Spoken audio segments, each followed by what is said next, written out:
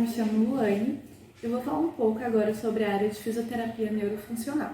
A fisioterapia neurofuncional é uma especialidade da fisioterapia, que atua de forma preventiva, curativa, adaptativa ou paliativa, nas sequelas resultantes do dano do sistema nervoso tanto central como periférico, e também nas doenças neuromusculares. Essa especialidade tem como resolução número 226 de 2001.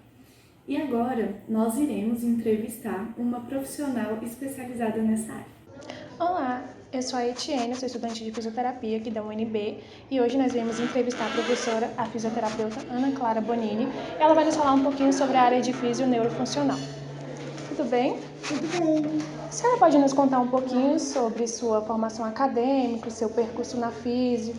Eu me formei em 1990, no Rio Grande do Sul, e eu sempre digo que a fisioterapia me escolheu, porque eu queria ser outra coisa, mas eu era bailarina clássica numa companhia, e aí eu decidi fazer educação física e conheci o curso da fisio, me inscrevi no vestibular e passei nos dois, fiquei na dúvida, e aí resolvi a fisio. Então, a fisioterapia me escolheu e aí eu me formei em 1990 e naquela época quem tinha jeito para dar aula já começava a dar aula. Então eu me formei já sendo supervisora de estágio no hospital onde eu fazia estágio e já comecei com a docência desde ali.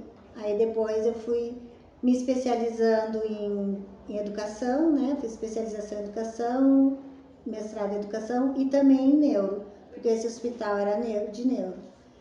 Depois eu virei fisioterapeuta da companhia onde eu dançava. Então eu sempre tinha paralelo, né? O trabalho com a neuro no hospital, na educação, projeto de extensão, projeto de pesquisa e o meu consultório lá com os bailarinos. Então eu falo isso porque isso me deu foi muito importante para mim também na neuro, né? Porque eu comecei a entender as partes musculoesqueléticas junto com a neuro. Então é muito legal quando você consegue juntar duas áreas que hoje são especialidades, mas antes não eram, né? Antes a gente era generalista, a gente dava conta de tudo.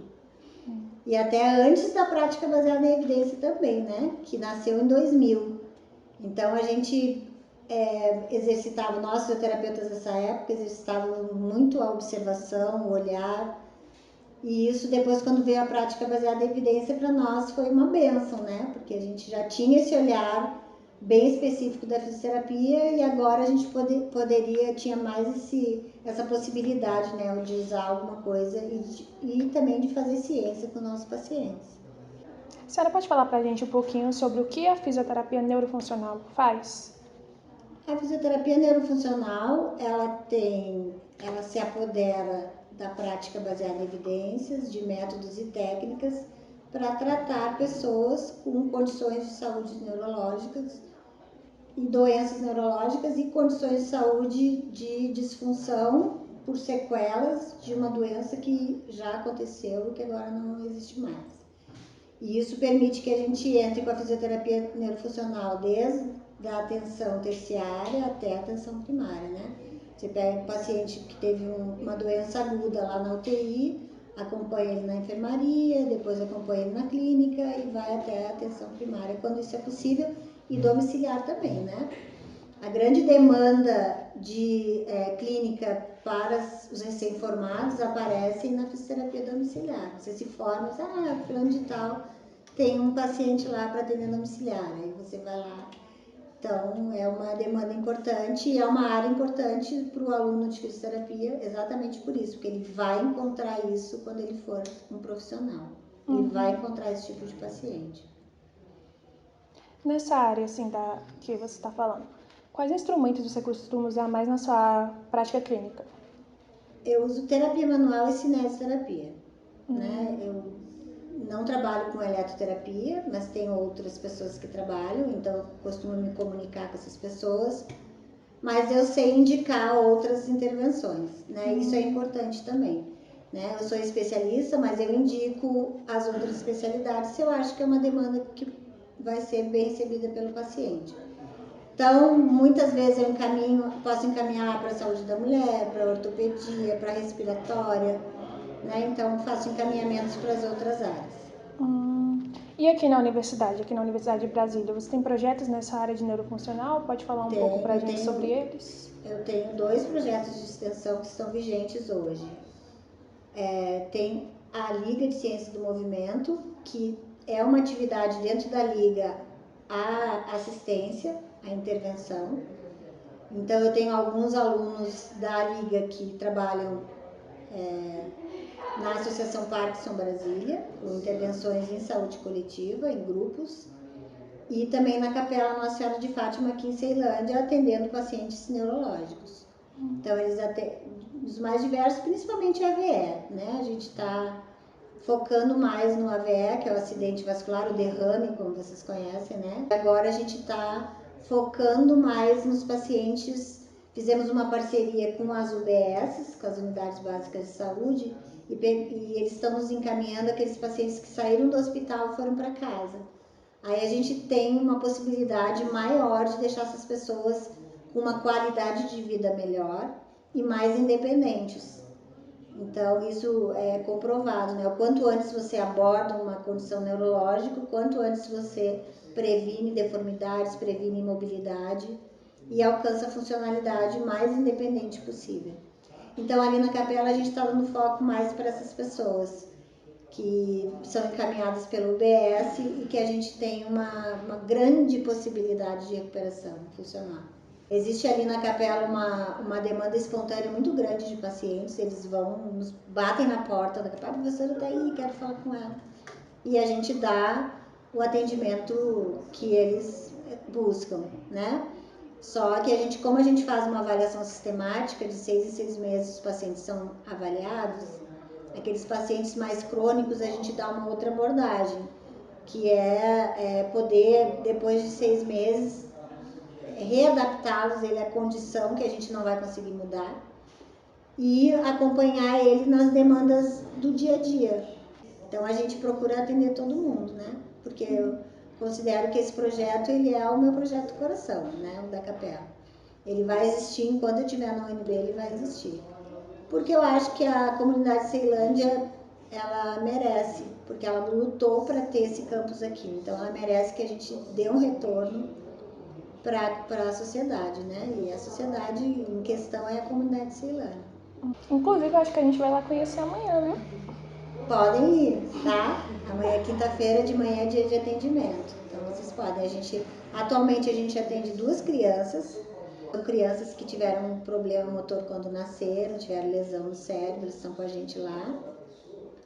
São 2 e uma paciente com AVE, que foi encaminhada pela UBS. Esses são os atendimentos de quinta-feira. Vocês estão convidados. Tá bom.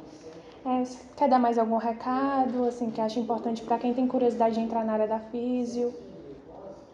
Para quem, em primeiro lugar, para ser um bom fisioterapeuta precisa gostar de se movimentar, né?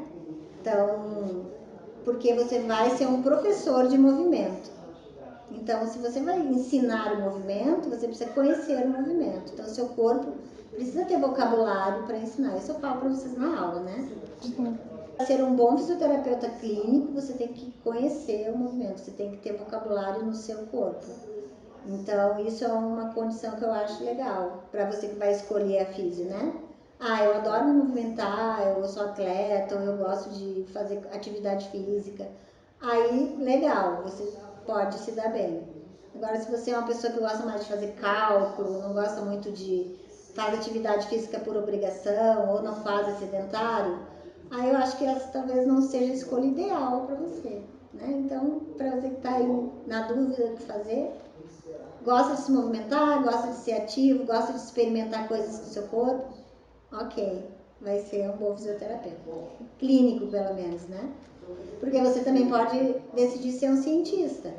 Só que não existe essa profissão no Brasil, né? Então você, fica lá no laboratório, mas quando você se forma, dificilmente, se você não entra no mestrado e doutorado, você não consegue ser um cientista. Então você vai ter que atender para ser um fisioterapeuta. Né? Eu sempre falo, você precisa atender para poder dar exemplos naquela aula que você dá. Se você faz mestrado e doutorado, é para ser professor, porque você não vai ser cientista, não existe essa profissão. né? Mas para ser professor, um bom professor de físio, que vai falar de movimento, o ideal é que você tenha muita prática. E aí, então, isso você não vai ter no laboratório, a menos que você faça pesquisa clínica e mesmo assim a realidade é diferente. Então, pense que você vai ser uma pessoa que vai se movimentar e vai ensinar os outros a se movimentarem, né? Então, eu sou professora de neuro. Se eu não estudar neuro, como é que eu vou ensinar? Então, você é professor do movimento. Se você não estudar o movimento, não praticar, como é que você vai ensinar? Então, fica essa dica aí. É isso, a gente queria agradecer, Eu que professora, agradeço. pela entrevista e muito obrigada. Eu que agradeço. Oi gente, meu nome é Olga, sou estudante de fisioterapia. Eu tô aqui na Capela, Nossa Senhora de Fátima, com o projeto da professora Bonini, do GPEX da ATP. Aqui eu tô com uma extensionista. Oi gente, eu sou a Maria Eduarda. E ela vai contar um pouco como é que é a experiência aqui na extensão. Então, a extensão na verdade é uma oportunidade que a gente tem de ter contato com a nossa futura profissão, né, durante a graduação. Então aqui a gente vai atender os pacientes, vai avaliar e vai tratar, mesmo sendo estudantes na graduação. Em particular a Bonini, que é a professora responsável pelo projeto, ela aceita estudantes do primeiro e do segundo semestre, então você entra já tendo um contato com o paciente e tendo contato com os estudantes de semestres mais avançados que ajudam a gente a tratar esses pacientes com os conhecimentos que eles já têm. Então é um conhecimento que vai passando pelo outro e você verifica se de fato é isso que você quer, tendo contato com os pacientes já desde o início. É isso. Gente, essa foi a nossa extensionista e muito obrigada, viu?